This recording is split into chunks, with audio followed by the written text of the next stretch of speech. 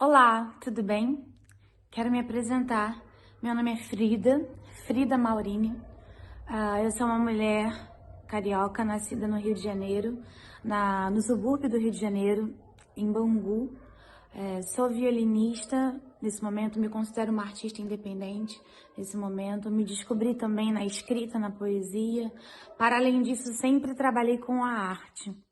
A minha história é cheia de atravessamentos enquanto uma mulher preta e também que sofreu miscigenação dos seus antecessores. Na minha família tem africanos, tem indígenas, assim como também tem europeus. Quando eu escolhi tocar violino, que é um instrumento que eu toco, foi uma coisa sem explicação, porque eu tive uma criação que meio que foge das estatísticas de mulheres pretas suburbanas, né? Onde minha família tinha condições de prover uma escola privada, ensino de música. Então eu me deslocava do subúrbio até o centro da cidade do Rio de Janeiro para poder estudar. E eu comecei na faculdade onde eu estudei, eu comecei desde criança na UFRJ. E quando eu escolhi o violino, minha mãe não entendeu nada, porque eu tinha o costume sempre de ir ao teatro nos finais de semana, de patinar no gelo, que era uma coisa que eu adorava fazer, porque para além da música eu também dancei durante muito tempo. A arte sempre me rodeou. Eu creio que essa genética da arte ela vem do meu pai, porque meu pai também era músico, e também era professor de línguas, ele era poliglota. E meu pai era percussionista, então minha mãe achava que eu seria percussionista também. Quando eu vi o violino, ela não acreditou, porque eu não tinha o costume de assistir concertos na televisão. Naquela época, no subúrbio do Rio de Janeiro, ainda não haviam aquelas arenas, aquelas lonas, perdão, aquelas lonas culturais que hoje em dia você tem acesso a tudo. Não havia teatro dentro do shopping, como tem hoje o Shopping Bangu já há algum tempo. Então eu me deslocava para o centro da cidade. E o meu irmão tem uma história com relação à arte completamente diferente, ele não tem nenhuma conexão com a arte. Então, minha mãe se assustou muito, mas ela comprou essa decisão minha. Então, ela alugou um violino e eu experimentei, fiz a primeira aula, eu adorei. Então, meio que resumindo, porque é uma história muito grande, eu cresci num lugar acadêmico desde muito pequena, aonde eu não me via enquanto pessoa. Não haviam pessoas pretas naquela época, como hoje é muito normal, graças a Deus, né? É mais normal e naturalizado, acho que é a melhor palavra. A gente vê violinistas, a gente vê músicos eruditos que são pretos, sobretudo por conta do início dos projetos sociais ali no final de 1999 e 2000. Então, essa naturalização que deveria ter acontecido desde sempre, ela foi se desenvolvendo mais ou menos a partir dos anos 2000, eu creio eu. Pelo que eu lembro, acho que um primeiro projeto no Rio de Janeiro chamado Jovens pela Paz. Eu participei desse projeto. Eu ainda era bem jovem, tinha uns 18 anos. Mas enfim, então, por muito tempo eu achei que eu não sofria violência, que eu não sofria racismo. Por muito tempo eu não me enxergava como uma mulher preta. Eu não tinha essa consciência e tudo o que isso significa dentro do espaço o qual eu ocupava tocando. Mas ao mesmo tempo eu nunca me vi como uma mulher branca. Nunca houveram tentativas de embranquecimento que viessem da minha parte, como por exemplo, alisar o cabelo, que na época era por conta disso, ou dizer que eu sou moreninha e tudo mais. Eu ouvia isso das outras pessoas porque a minha história é muito cheia de atravessamentos europeus. Eu carrego um nome alemão porque meu pai era professor de alemão. A questão da tonalidade da pele falava muito nesse meio da arte, onde as pessoas não diziam que eu não era preta, que eu era uma moreninha, e faziam essa alusão muito ruim e racista, vinda de um racismo estrutural, onde elas diziam: você tem cara de boneca, você tem cara de princesa, então você é uma moreninha. Significava que princesas pretas não poderiam existir. E por conta de eu ter traços negroides não tão largos como o nariz, a boca sim, mas um nariz médio, os olhos bem fechadinhos, o cabelo crespo, mas não tão crespo assim, então, e eu não percebia que isso eram violências. Eu demorei muito tempo para perceber. Foi a partir do momento em que eu comecei a trabalhar com teatro preto, com a Cia dos Comuns no Rio de Janeiro, que eu comecei a ter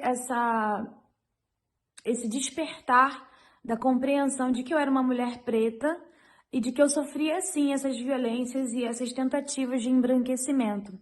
Isso também acometeu a minha vida amorosa. Eu vim de uma família de pessoas pretas e também miscigenadas, aonde eu ouvia da minha mãe e da minha avó, infelizmente, que nós tínhamos que limpar a família. E durante muito tempo, quando eu me dei conta de que isso era uma violência, inicialmente eu tive muita raiva da minha mãe e da minha avó. E conforme eu fui tendo mais consciência sobre mim, sobre a minha história, sobre como o racismo estrutural ele é cruel, ele é invasivo, eu percebi que o que minha mãe e minha avó falavam era somente uma tentativa de me proteger, de me anular desse local de um corpo preto para não ter que sofrer as violências e tudo aquilo que elas sofreram, mas que eu não sofri. Mas que elas sofreram, mas que eu não sofri. Elas sofreram violências graves, físicas. Eu não. Então era uma tentativa lá do inconsciente de me retirar desse lugar para me salvar. E por conta disso, eu olhava para todos os tipos de pessoas. Eu olhava para homens pretos, eu olhava para homens brancos, eu olhava. Só não olhava muito para estrangeiros na época. E então minha primeira experiência sexual ela foi bem tardia, porque na escola eu sentia essa exclusão, né? Eu cresci na era da Xuxa e infelizmente a coisa da Xuxa e das Paquitas falando sistemicamente, tá? Não é nada direcionada a uma questão pessoal. Eu acho que isso aniquilava muito a minha autoestima, sabe? Eu só poderia ter das Paquitas a bota, e mesmo assim eu tenho a panturrilha bem larga, então era muito difícil. E por conta disso eu não era vista, não era desejada por homem nenhum, nenhum homem preto, nenhum homem branco, ninguém. Até que um dia um rapaz muito sensível, querido, dizia que olhava pra mim se eu já tinha 18 anos e foi quando eu dei meu primeiro beijo. Tive meu primeiro namorado, um homem preto, lindo, querido, na qual eu tive a honra de ter a experiência da minha primeira relação sexual, que diferentemente das outras relações, né, as pessoas que começam as relações sexuais na adolescência, a minha foi no final da adolescência, né, já a relação sexual com quase 20 anos, né, o beijo na boca com 18. As primeiras experiências são relatadas, a gente ouve muito falar que, né, ouve muito falar, não, a gente sabe que são muito dolorosas, geralmente as pessoas se apaixonam, né, naquela época, né, naquela época que eu digo anos 90, tá, gente? E por conta disso eu acabei me relacionando com homens brancos, ao longo da vida eu demorei um pouco, mas eu me relacionei com homens estrangeiros, e eu acabei me casando com um estrangeiro. Aconteceu de acontecer. Assim, eu achava que eu iria me casar com um nigeriano antes de conhecer o meu marido. Tô fazendo um apanhado geral e mesmo assim o vídeo é longo. Então eu queria dizer que cada vez mais o letramento racial ele faz parte da minha vida, ele faz parte da vida da minha família, que é uma família bem miscigenada, né? Eu tenho um filho onde seu pai é um homem branco com descendências alemães, espanholas, tem também eu mesma. Então meu filho é um rapaz mestiço e mais com letramento racial. Meu marido, que é um europeu, tem bastante consciência racial. O letramento ele ainda tem pouco, mas é exigido assim veementemente que isso seja desenvolvido e isso tem se desenvolvido. E com relação à arte, eu faço parte dessa pirâmide aí capitalista, normativa e que exclui corpos pretos, sobretudo quando eu decidi ser artista independente. Então, a arte para mim foi um lugar de aprendizado, é um lugar de aprendizado, de experiência, de estudo, mas ainda não é um lugar de sustentabilidade não é a palavra, de sustento, né, financeiro. Eu nunca consegui me sustentar de fato dignamente com a arte. Isso sempre me trouxe muitas questões emocionais, até o momento em que eu consegui fazer um recorte e desassociar a arte, o belo, a criação, a música, a poesia em si do sistema de trabalho. Eu tive que fazer isso para que eu continuasse criando, para que eu continuasse tocando e para que isso me fizesse feliz, porque eu estava no momento, eu passei uma vida inteira nesse lugar muito confuso de ser apaixonada pela arte, de ser afetada por pensamentos e criações e querer fazer milhões de coisas ao mesmo tempo e não conseguir retorno financeiro acessível e digno, assim como uma maioria das pessoas ainda não conseguem. Então eu decidi que eu iria para um outro ramo somente para ganhar dinheiro, para que a arte ficasse nesse lugar, para que ela fique nesse lugar de magia, de natureza, de cura, de divindade, honrando a arte em si. Então é mais ou menos isso, gente. Eu sou um corpo periférico atingido por violências diversas, atingida pela arte, atingida por alcoolismo, vindo da família. Eu não bebo. Então, ao longo da vida, essas coisas que se passaram na minha família, como a questão do alcoolismo e as mortes súbitas das pessoas, isso foi me adoecendo, mas não exatamente na cabeça, com transtornos mentais, né? Eu não entendia por que eu não durmo direito, eu tenho dificuldade para dormir. Eu não entendia, hoje eu entendo. Eu não entendia porque eu sofro de dores crônicas. Eu não entendia por que eu tinha problemas intestinais. E depois veio uma endometriose.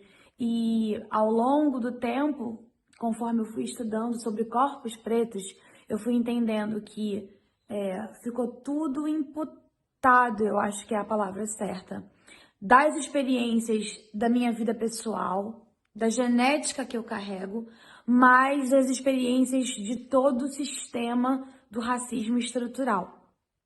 Mas o que eu queria passar, o mais importante aqui para todo mundo, é que se você é artista ou se você trabalha em alguma outra área que você ame muito, honre muito a essa profissão que você ama.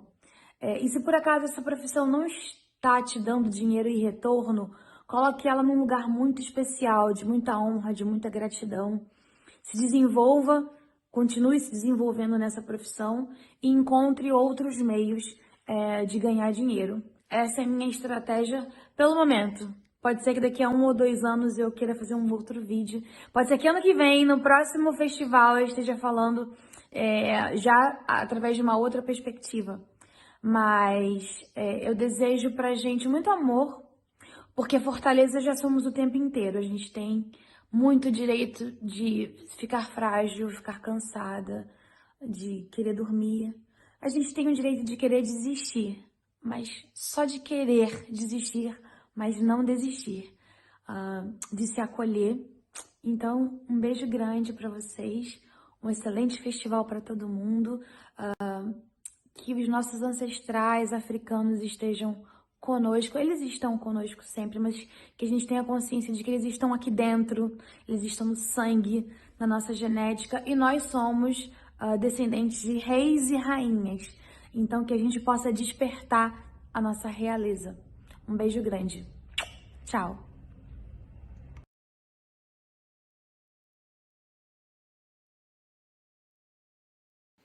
Deixar para vocês aqui um trechinho de uma canção minha de uma obra minha, que fala sobre muita tristeza e melancolia, mas sobre cura.